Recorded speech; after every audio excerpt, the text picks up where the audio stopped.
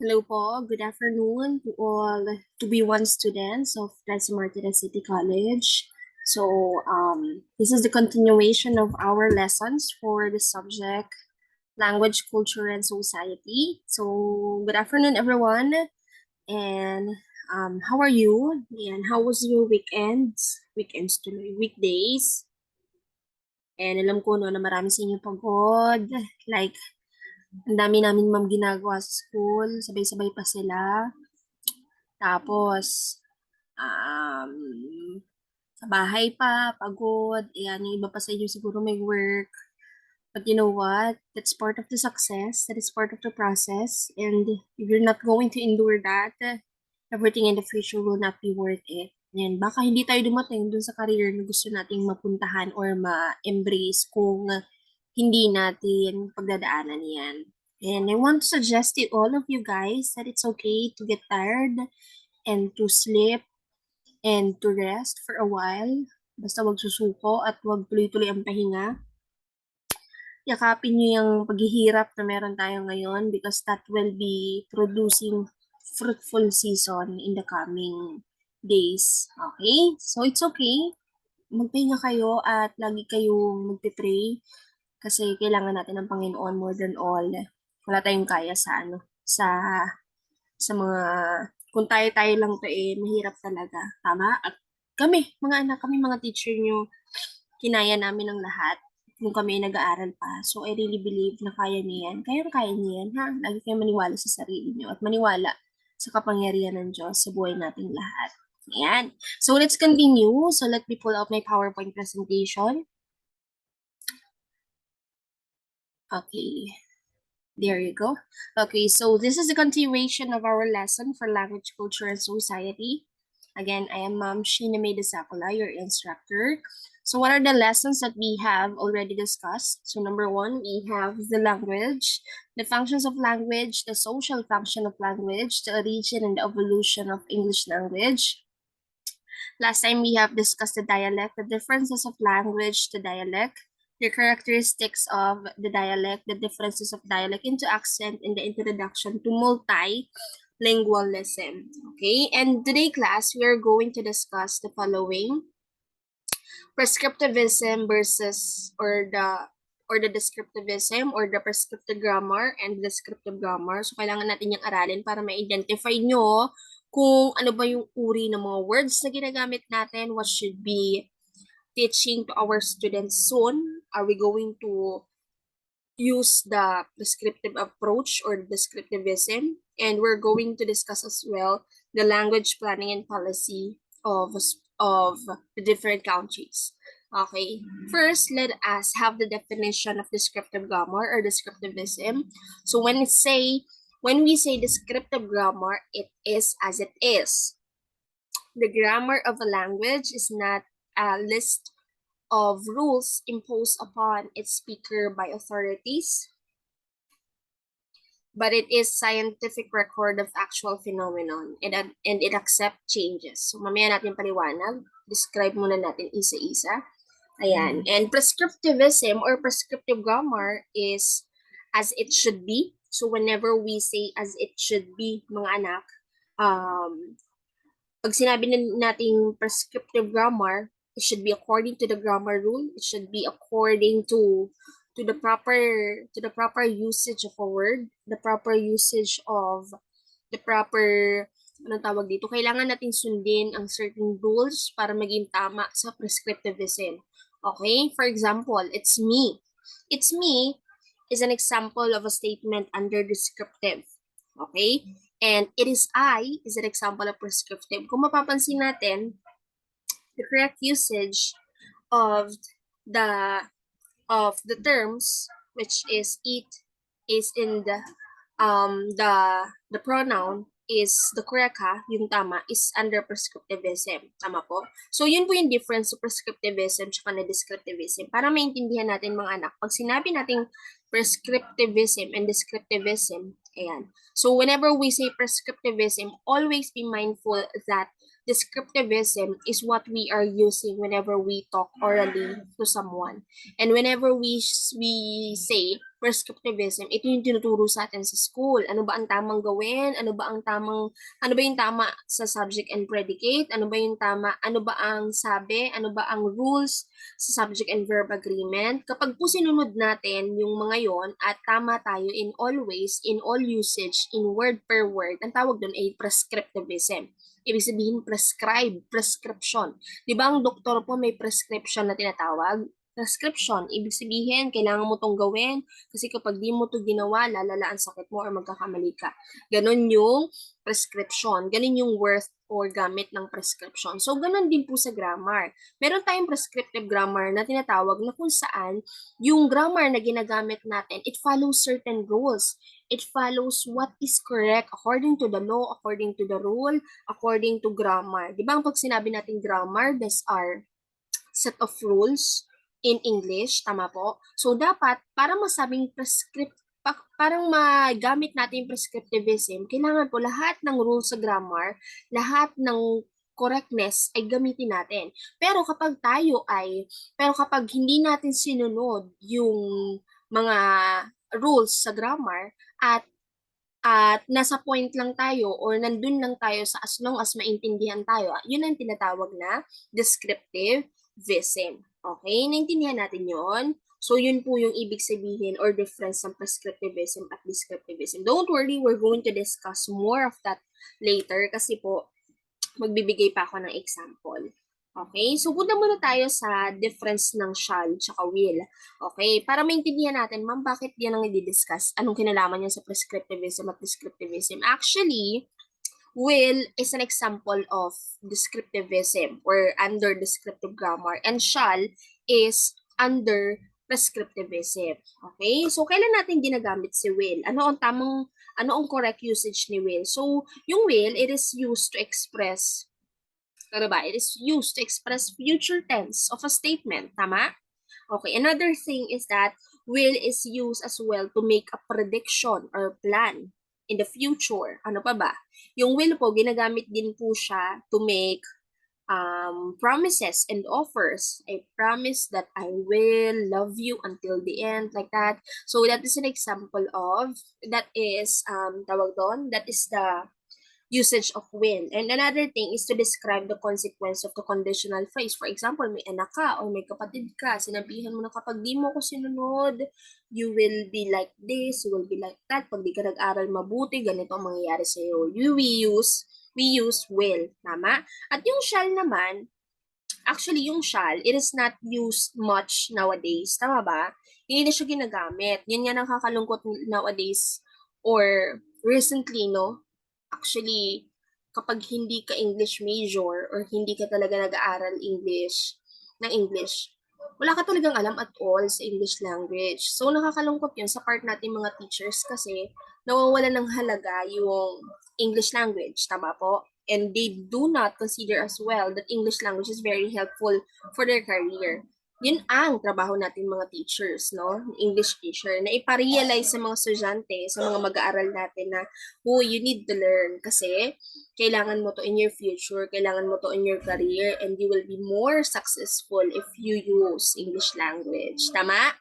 Okay. So, yung shall, mga anak, the most common use of shall in everyday statements is that in English, no, we use shall for questions and suggestions.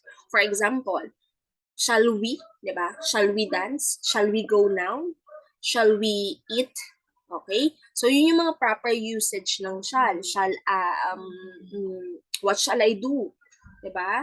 So, kapag gumagawa tayo ng mga interrogative sentences, like we ask questions, we should, excuse me, we should use shall. Okay? Yon. At lagi natin tatandaan na kapag yung will, ginagamit siya sa first person. For example, Anna will go to the market. Okay? Joel will attend the mass tomorrow. Like that. So, but when we are using second person or third person like I shall, okay? Mas magandang gamitin natin yung I shall. I shall return. Tama po? I shall attend tomorrow the birthday party. Okay? Meron din mga concurrent like sinasabi nila ang shall daw is ginagamit kapag hindi sure ang isang statement or ang isang statement na sinasabi ng tao. And that is correct. Pwede natin siyang gamitin, no? Okay, pero lagi niyong tatandaan na yung first person, kapag first person ang gagamitin natin, pag proper noun, ang gagamitin natin ay will. Kapag po second person, third person, ang gagamitin natin ay shall. Ayan. So, let's continue. So, these are more elaborate definition of prescriptivism and descriptivism. So, when we say prescriptive grammar, this is all about how the language should be used. Okay? Pag sinabi natin should be, kailangan gamitin, kailangan sundin. And descriptive grammar is about how the language actually is used by adult native speaker. Okay, so I want you to know guys that prescriptive grammar, ito yung ginagamit sa school. Okay, these are often used to schools, and be mindful that prescriptive grammar is mandated by the language academics. And ayun nga lang, yung prescriptive grammar, no, it requires conscious effort sa ating mga teachers kasi since we are using prescriptive grammar, we have to go deeper studies on the grammar and the language and apply it. Tama? Kasi yung ituturo natin. Tama po? Yun yung prescriptive grammar.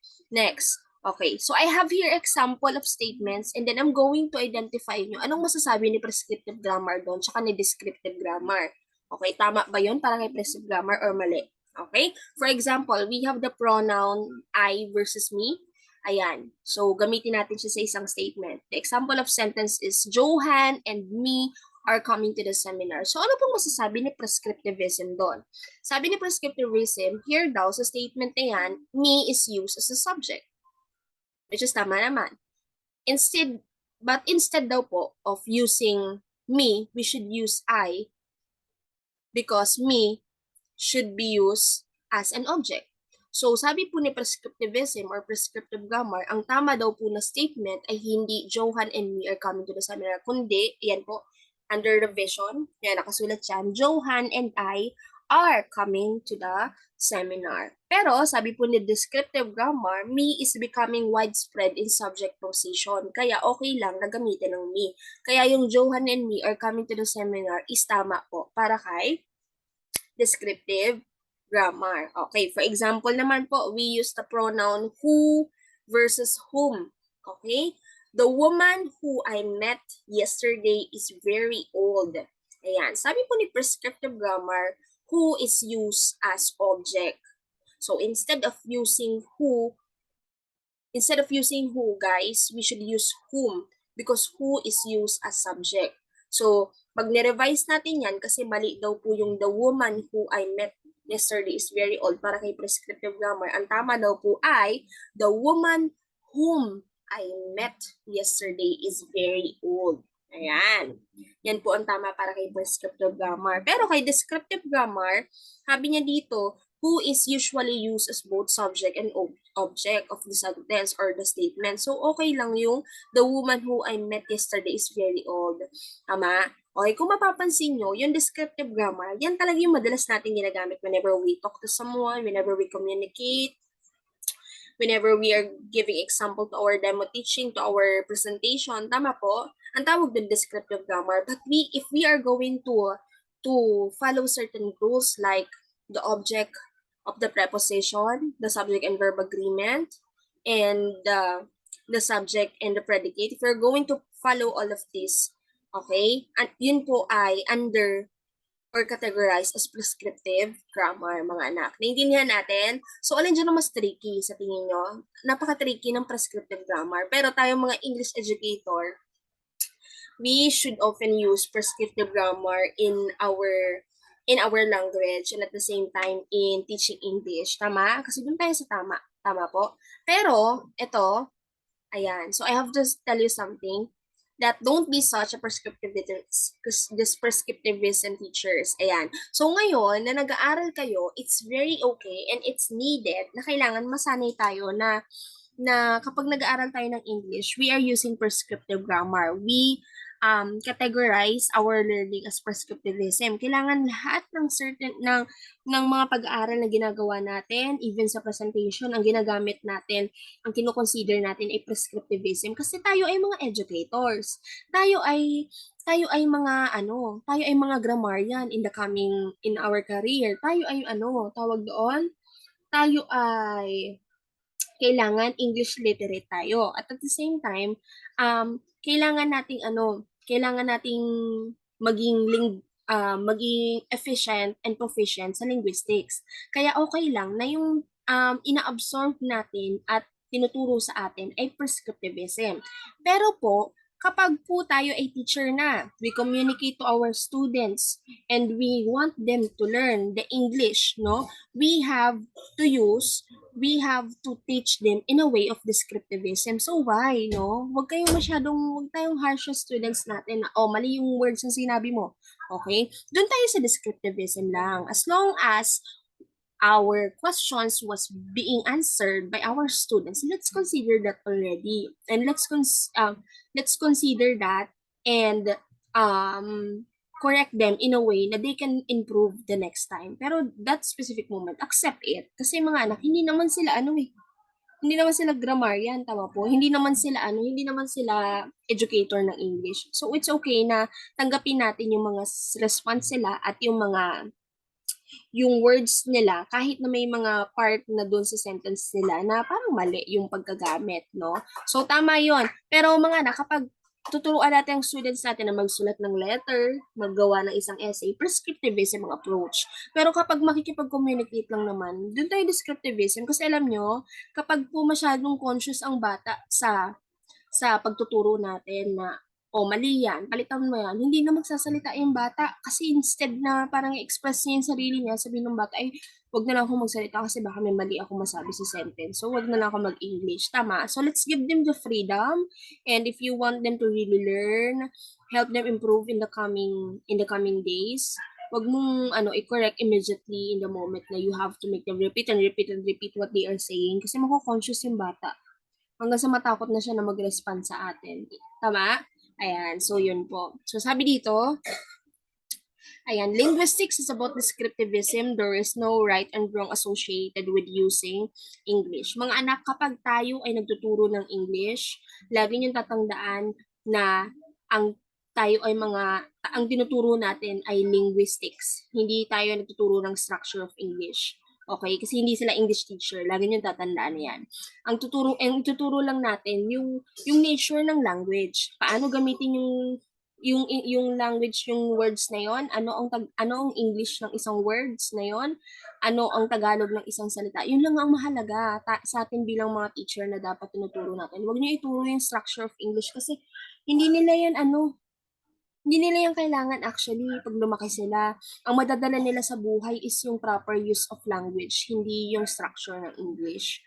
So sana naintindihan niyo ako, no? Ibig kong sabihin, kapag nagtrabaho sila, for example, police sila, sa structure ng English, hindi naman nila kailangan yung noun di ba? Sa pag-solve ng isang kaso, noun, pronoun, subject and predicate. Hindi naman nila kailangan yun Structure yun ng English Ang kailangan nila yung linguistic, kailangan nila yung tamang paggamit ng English words. Naintindihan niyo po? Ayan.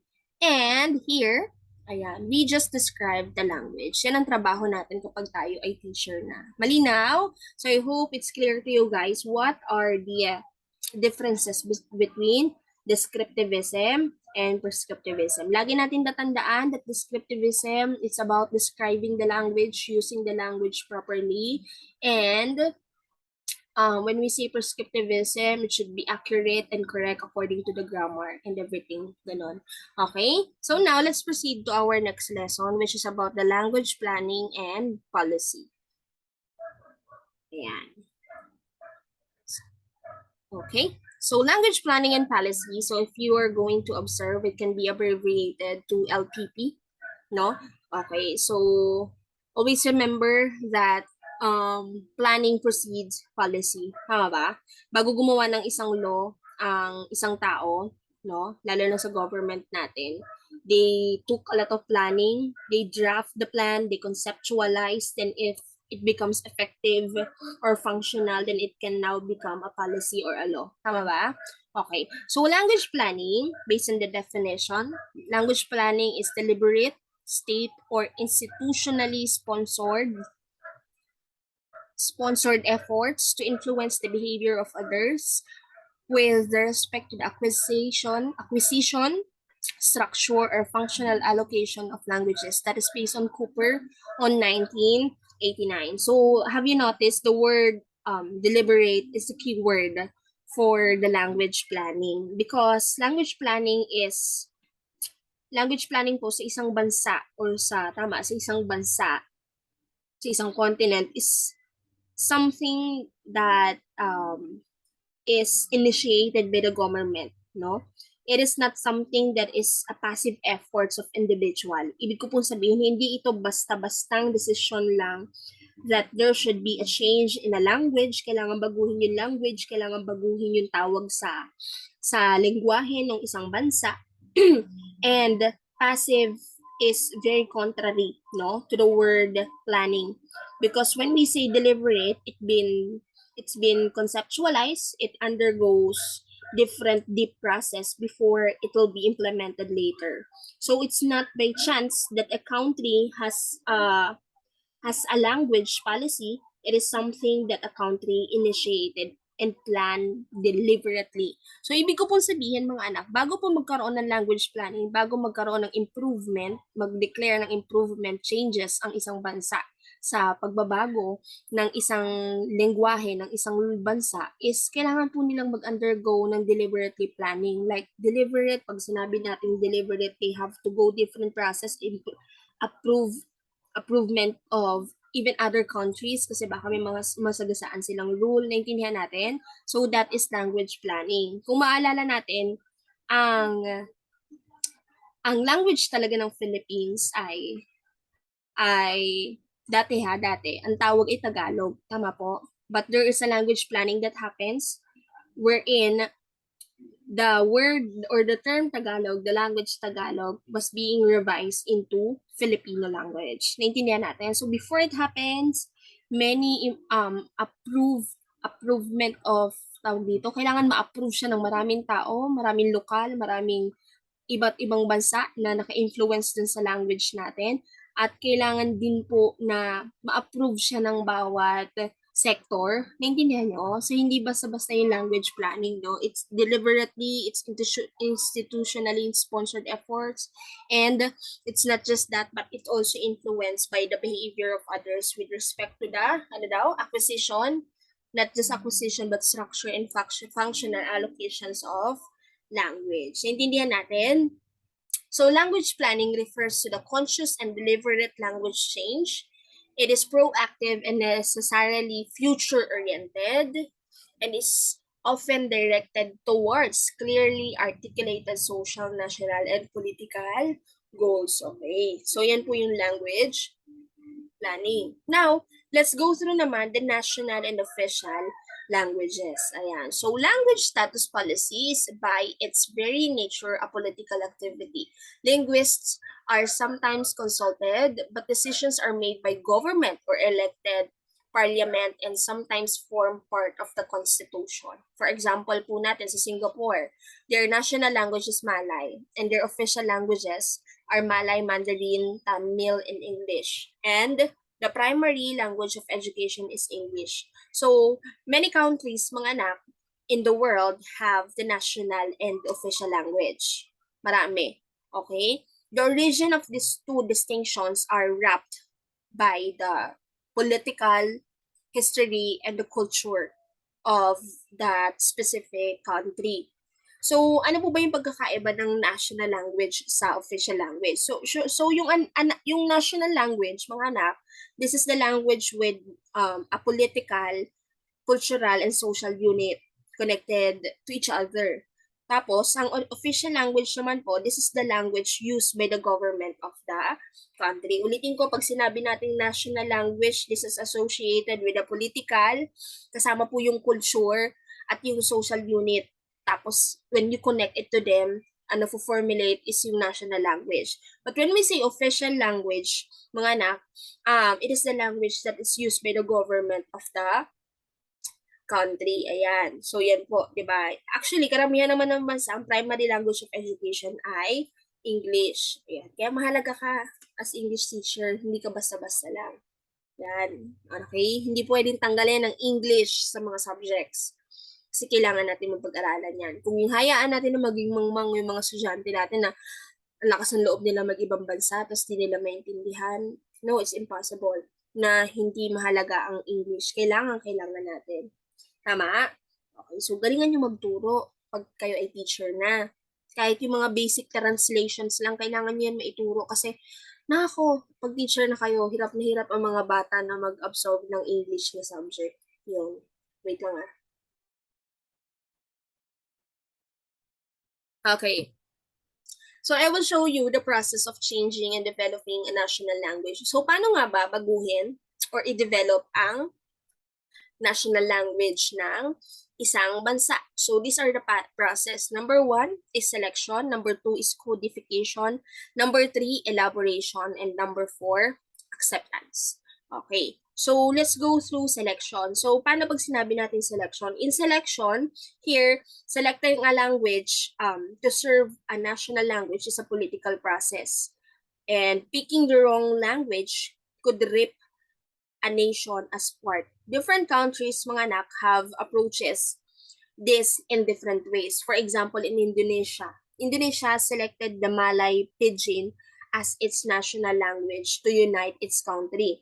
The Philippines chose Tagalog or Filipino as their national language, which was met by the great resistance. And then we have the codification. So when we say codification, mga anak, it involves naman po the standardizing of language. So this involves the development of grammar rules and dictionaries.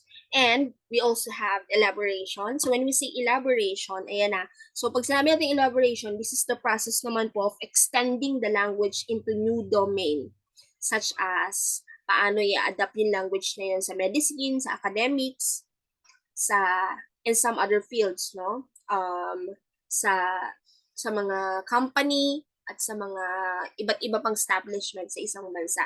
So many languages, mga anak, also the Pidgins and the Creoles, do not have ways of communicating highly abstract terms. So in order to serve as an official language, terms need to be developed to handle any form of communication.